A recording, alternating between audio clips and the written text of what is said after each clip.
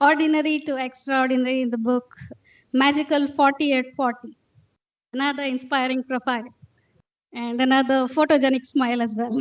Welcome, Nirja. Thank you so much. And once again, a very good morning to one and all. And I was actually seeing where I should be standing because there is a camera and a recording going on. So I should be at a spot where it comes out fine after the recording is out, right? So I hope this spot is all good and I'll use this. So let us start today with a story. I'm sure all of us enjoy stories. Okay, how does this work? Yep. So the story is called The Second Chance. But why would you do that, Simi? They were anyways of no use to me, Rob. So the person that you can see in the background is Simi. And she's telling Rob, the doctors had told me very clearly that I had exactly 2 hours left to live. And after I died, of what use would these eyes be to me? Rob asks, how did you know about me, Simi? And that was when I overheard the doctors talk about you, Rob. Oh, and what were they saying? They said that a 4-year-old boy had met with an accident and had just been admitted. But due to the impact of the fall, the boy had lost the eyesight. I felt so bad on hearing this. A little boy who had just begun his life on this planet, who had hardly seen and experienced what life had in store for him, had been hit so hard. I did not want you to miss out on so much, and that too from such a young age, especially if I could help. And that was when I took this decision. You decided to let them take your eyes away from you?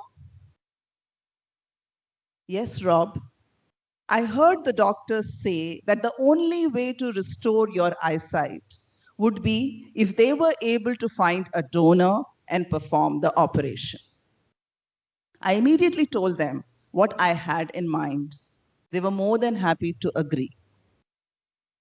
Just as the doctors had predicted, my condition kept worsening.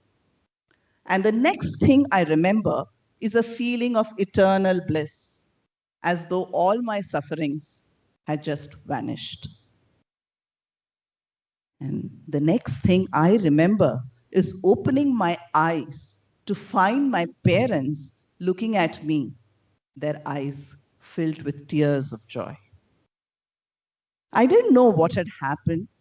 The doctor told me that an angel named Simi had saved me.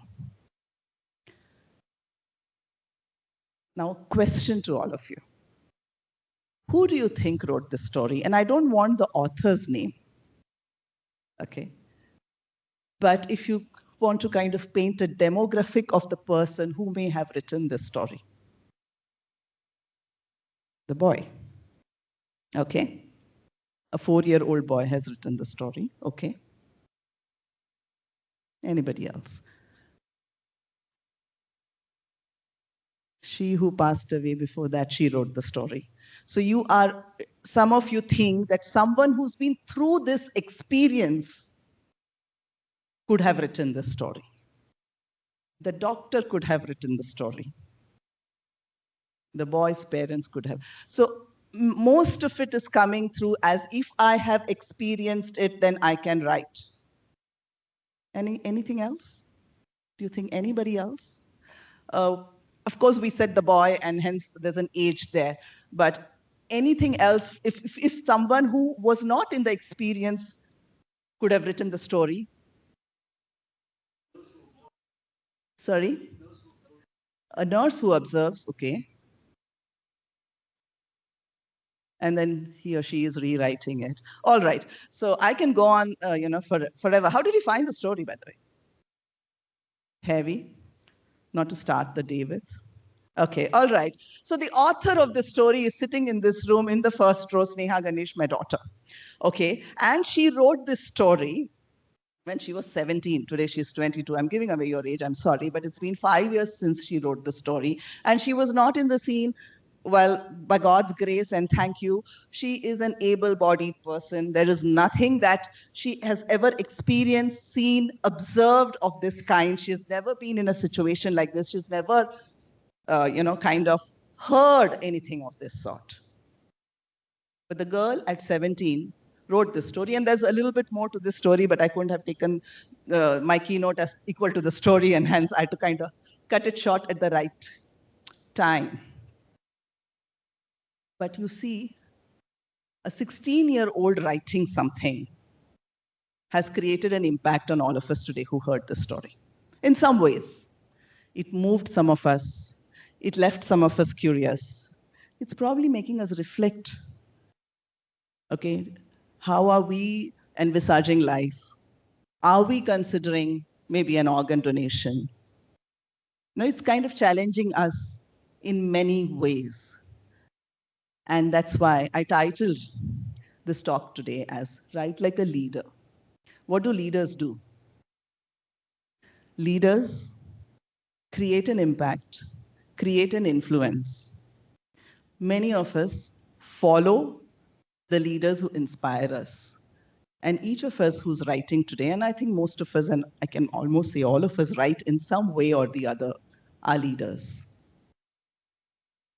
And hence, I want to give a little bit of time today on understanding the power of words. So I don't know how many of you can read that, and it's okay if you can't read it. It is a snapshot from a social media post that put out. So some of you may be connected with me on LinkedIn, and you know that I do a lot of writing on LinkedIn. So there was another such conference that I had I was moderating a panel discussion that was NASSCOM's Global Inclusion Summit. So you know what happens after we do conferences? What do?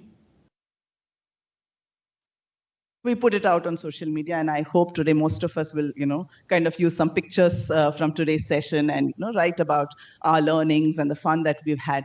So this is just that post, okay? And since I had a lot of pictures, I kind of put out those pictures. And one of the good policies that we need to follow when you write on social media is to tag everyone that you met over there. One, as a matter of courtesy. Two, it increases the engagement on the post. We all know this, right? So we will tag people and then we put out hashtags. So here, I have tagged a few people. I've said glad to have met, and I've tagged a bunch of people. Now there were so many people over there. So what I decided was there were 10 pictures I had put on the post. So I started looking at picture one, who are all there, tag them. Picture two, who all are there, tag. So that I don't forget, right? In a very nice methodical manner. And I went till picture 10. And there is one line that I have put there, an all-time favorite She Mantrans, and I have named some people. So She Mantra is a community like Tech Right Pro, is a community of women solopreneurs, and I am part of that community. And some of my fellow She Mantrans had come to attend. So I made a special mention about them.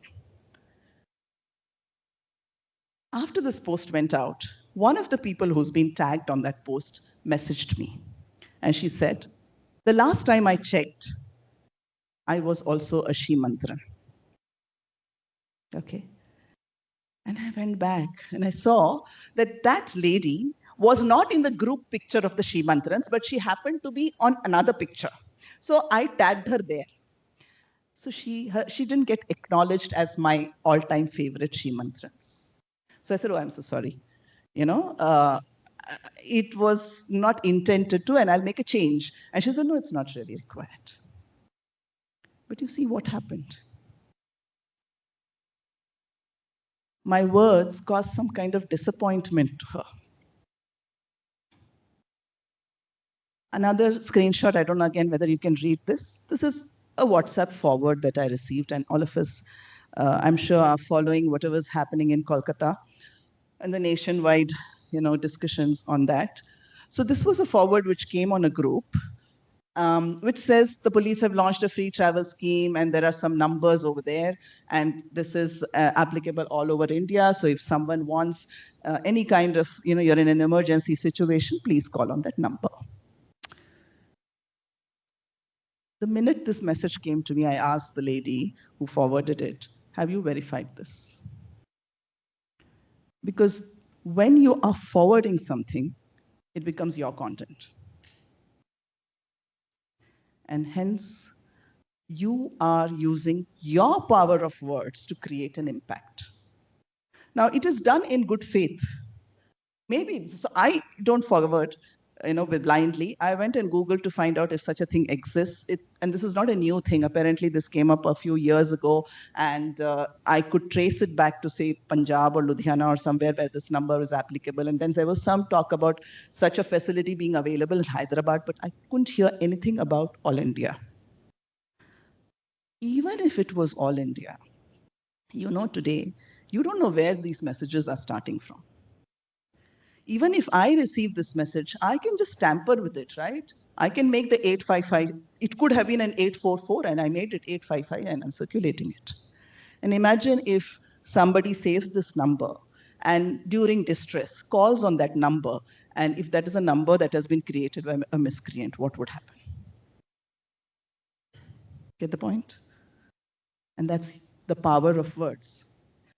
This is another email. Again, you don't have to read it. I'll kind of give a gist of this before I kind of look at that email. I'll tell you the context.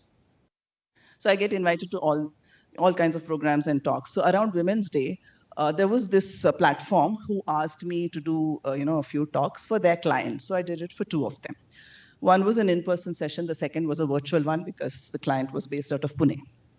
And what happens after all the events is people will connect with me on LinkedIn, and I would like it. Hopefully, some of you will do that with me today.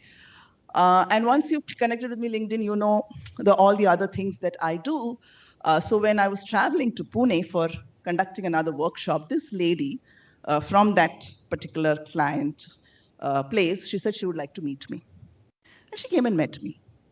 A very simple conversation over coffee. She came all the way to the airport because she was so inspired, motivated by me, whatever. So she just wanted to have a chill conversation. Now,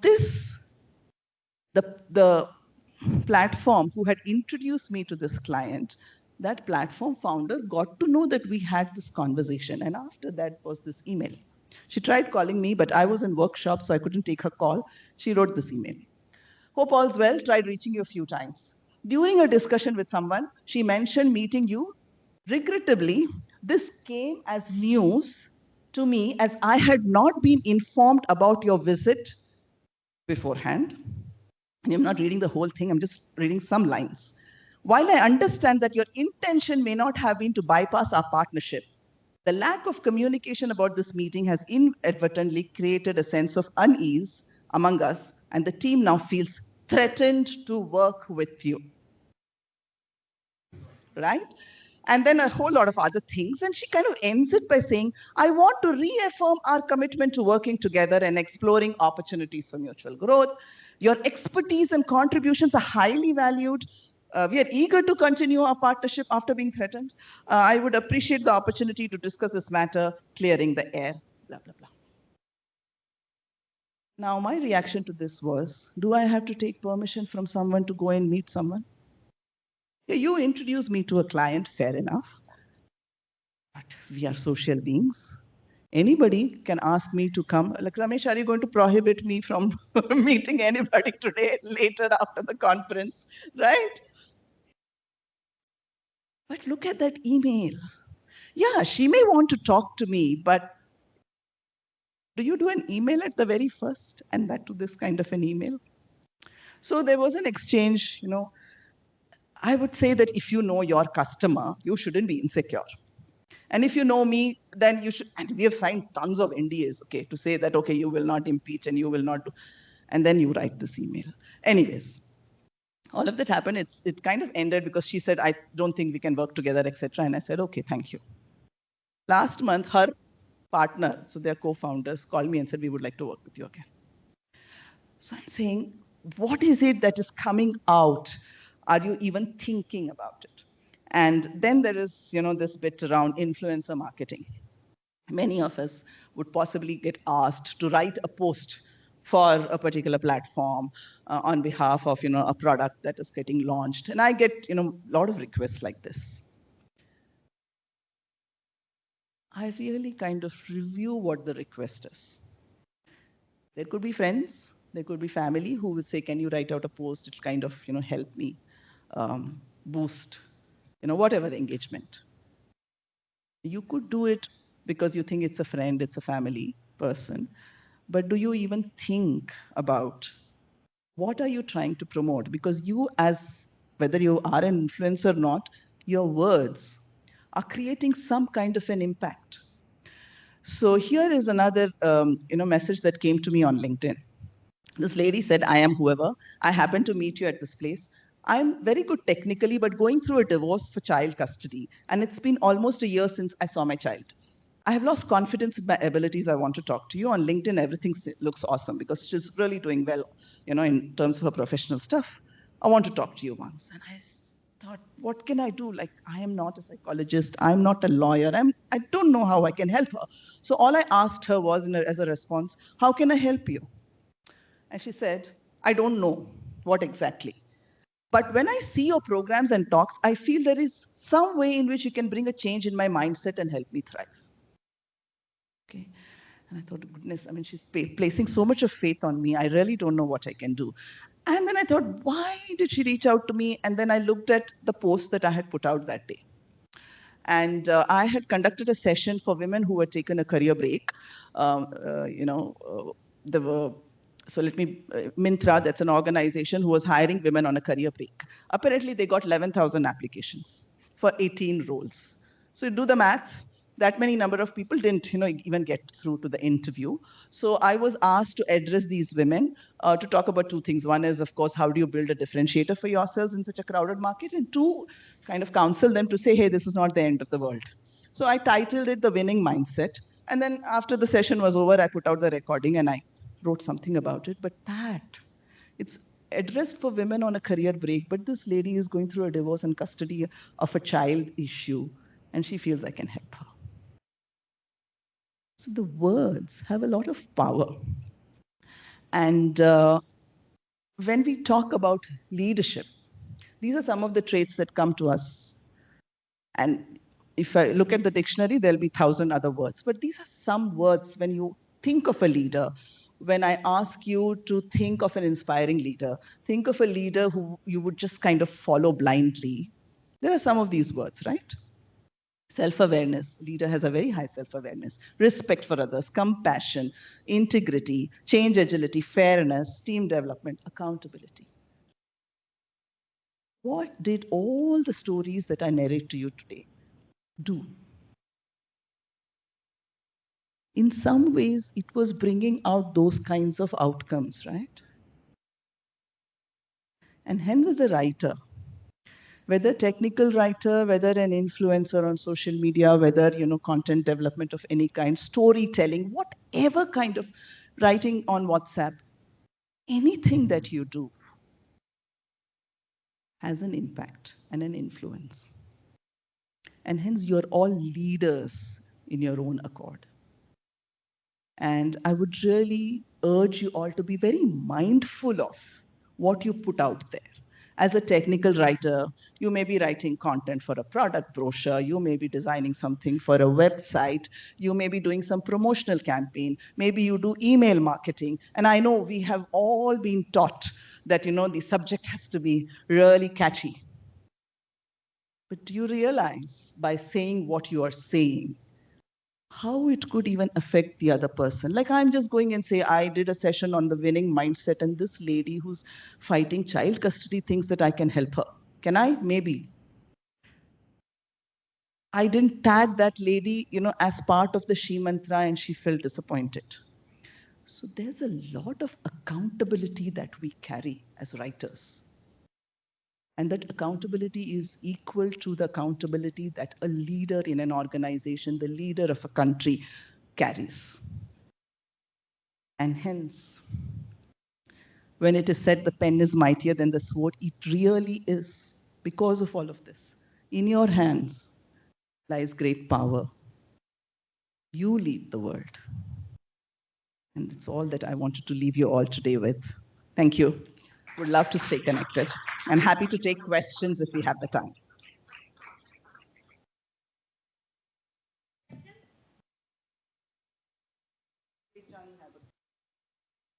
Yes, Devjani.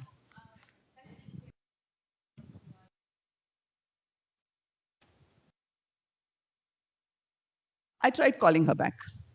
So I think, good professionalism is that first you talk because it's a relationship.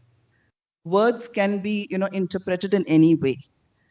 And she had tried calling me, but I was in a workshop. So I messaged her saying, I'm in a workshop, anything urgent. She didn't respond. The email came as a response.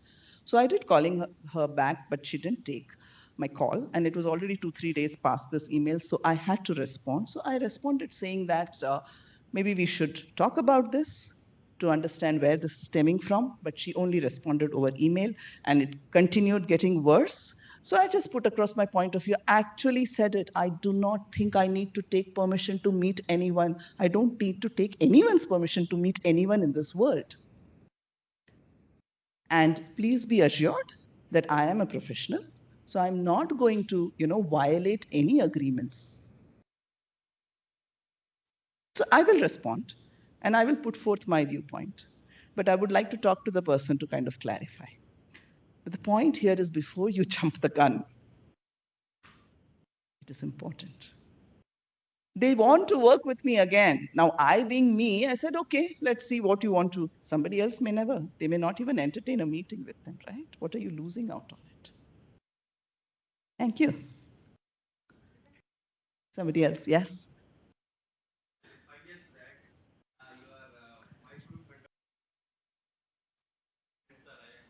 Oh, wow. Yeah. One best thing I learned from you in from that mentorship, keep listening. Thank you. So yeah, instead of actually your mentor, you are directly like influencing your thoughts. But first you listen to us, then from there the solution came out. Yeah, the one of the best thing I learned from you. From that day, I'm actually keep on following, not directly, but social media. I'm following that. Thank you very much for that. And my question is, two questions. First question is like you are into different like different what you call like the last UX design. This is a technical writing, Right. and woman for the a lot of women sessions I've seen you. Right. So actually, when you are coming to this one, how you are preparing? But yeah, Okay. knowledge is not a simple thing. Right. So when you are converting to the idea to the particular session, how you are preparing? This is my first question. Right. And second question is direct to the point. So when we are working, always as a like we are the team member, so we observe some of the things like some of the tasks we are performing, their involvement of team members. Sometimes we're getting that information. Maybe this is the not the way to do that. Then when we are explaining to the manager one on one, but yeah, then we'll get another perspective view. But after that, we will see the output. What we suggested that is happening. But how we'll take it, how to influence our words. Any best tips for that? Fantastic. Thank you for the question. And thank you. I didn't remember you from that cohort, but glad that we met here again. So, how do I prepare? I think preparation is, if the question is, I am part of so many diverse platforms, I think I try and understand the context of the situation. So, the context of this situation for me is that there are going to be a lot of existing technical writers, budding technical writers, aspiring technical writers, and non-writers, non-technical writers also in this room. Okay. What is it if I've been asked to deliver a keynote? What is it that I need to leave them? I don't need to give them technical gyan. That is going to be done by the rest of the people today. And I'm not a subject matter. Thank you for that. So I'm not a subject matter expert also in it. Okay. But for the responsibility that has been given to me, I must prepare to ensure that they go back with some words of wisdom which they can put to action. That is the only thing. Not that I enjoy the show and then I go back and forget. I'm hoping that each one of you will at least take one thing from this and put it to action. And that's all that I need to prepare about. And that one good thing could be that I'm not going to forward any WhatsApp messages going forward without really assessing the validity of it. So that's the preparation, right? To the context. How do I enable? Second question, how do I ensure that my point is understood in such a way that it is carried forward? I think stories are very powerful. I always tell people, you can put 100 things there, okay? But if you are able to narrate a story which proves the point, and I've done a lot of sessions, storytelling for project managers, testing professionals, etc., etc.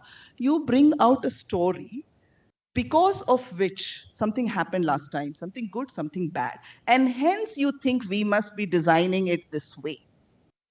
It will have a very powerful connotation. Instead of saying, no, look at this UX design book, it says these are the principles, you're not following these principles, it's probably not going to cut through. But if you can give a very simple story, imagine, no, instead of putting all those 4 slides, I'd come here and say, I'm going to give you some gyan on how to write emails, not to forward WhatsApp messages. Would you have really enjoyed it and would you really do something about it? But this story, even when you tag somebody on a social media post, I think you'll remember this. Yeah? So that's the way. Thank you. And I got a timeout here, but I'm here for the entire day, so we can continue these conversations. And thank you for this opportunity. Wasn't that a great start? Thank you, Neerja. You just set the stage for us with your words of wisdom, Geeta. And may I request Ramesh to come up to the stage, please?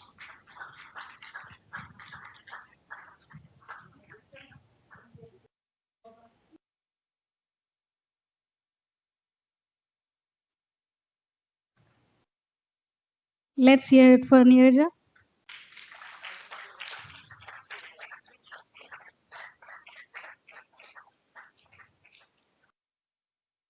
Thank you.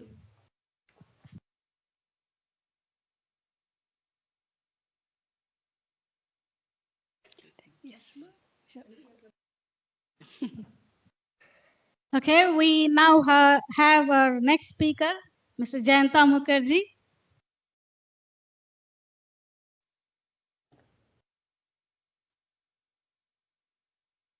It's not coming.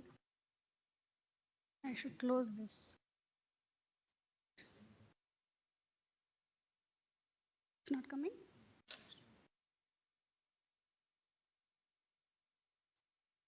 Okay. All right. So, Mrs. Neerja Ganesh, a TEDx speaker and a keynote speaker at various prestigious conferences.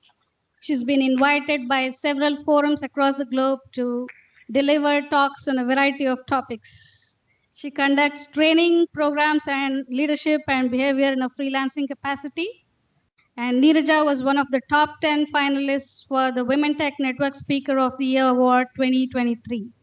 She's also been featured as one of the 40 women who have traversed their life journeys from